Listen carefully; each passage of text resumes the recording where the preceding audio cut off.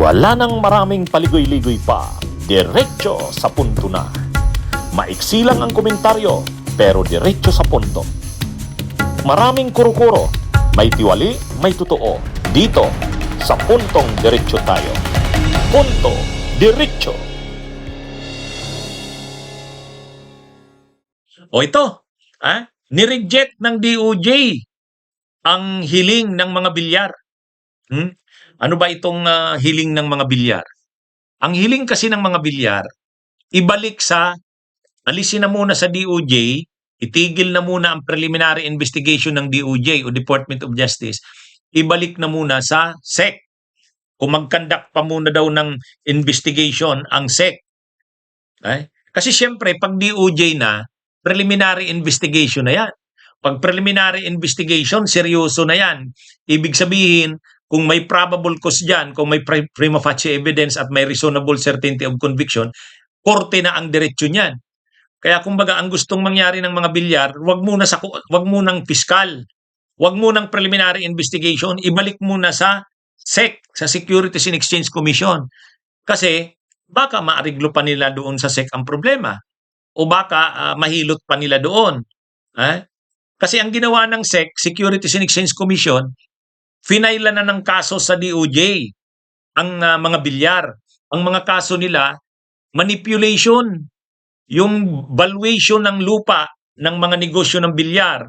Marami silang real estate, properties, binibenta nila sa publiko. Yung pala, overvalued, binumbahan yung halaga. Kawawa naman yung mga bumili kasi ang mahal-mahal ng bili mo. Yung pala, hindi naman yan yung totoong halaga ng lupa ng mga bilyar na bininta sa publiko. Kaya kasong kriminal yun Overvaluation, manipulation.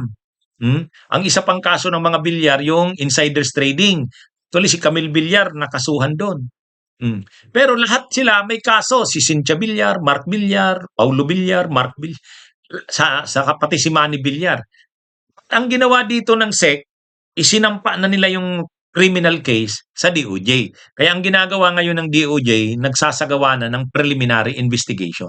Kumbaga, pinapasubmit ng counter affidavits yung mga bilyar, yung panig nila kinukuha para mag-decide ang DOJ. Mayroon bang probable cause, reasonable certainty of conviction, prima facie evidence? Kasi kung mayroon, ipapile na yan. Yan mga kaso na yan, sa korte na. So, ang hiniling ng kampo ni Villar, ibalik muna sa SEC. Ibalik muna. Doon muna sa SEC mag-imbestiga pa ang SEC kasi kulang pa naman daw ng investigasyon. Marami pa daw hindi nakita ang SEC.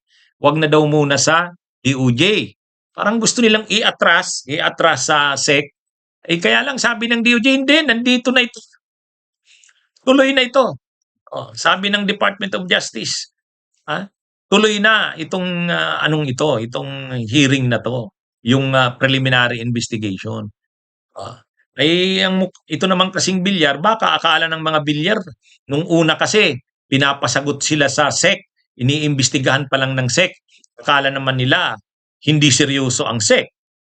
Akala nila, magaan lang yung problema nilang yan. Hindi. Hindi.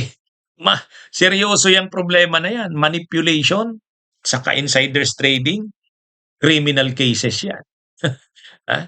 Kaya, nang naglabas ng desisyon ang SEC, nakasuhan na sa DOJ, huli na ang lahat.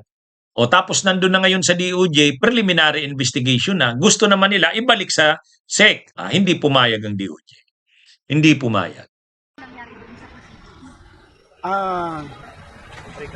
So far, isa lang hindi nakatanggap ng subpoena, si Virgilio Villar, yung kapatid ni former Senator Manny Villar.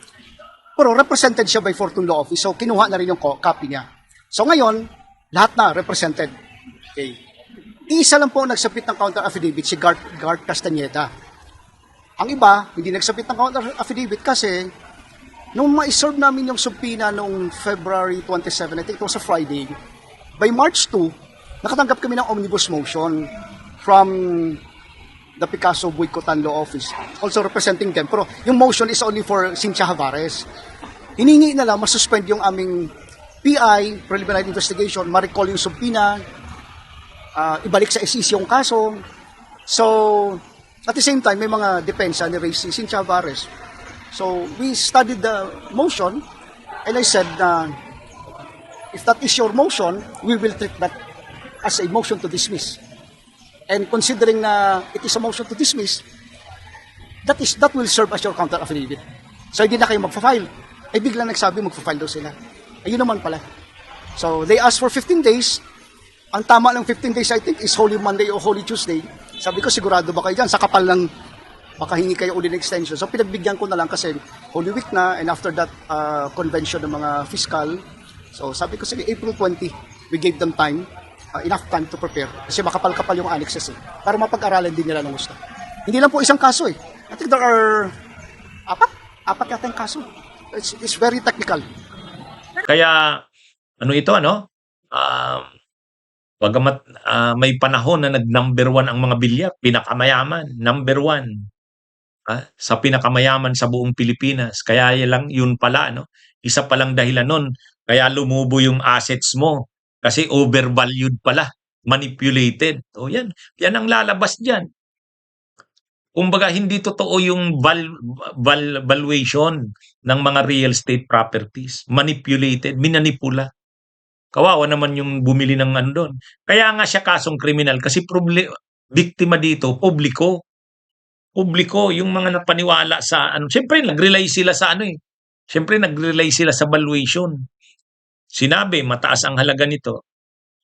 Yung pala, hindi naman. Minanipulate lang pala. Anyway, ang kaso ay nasa DOJ na, preliminary investigation na.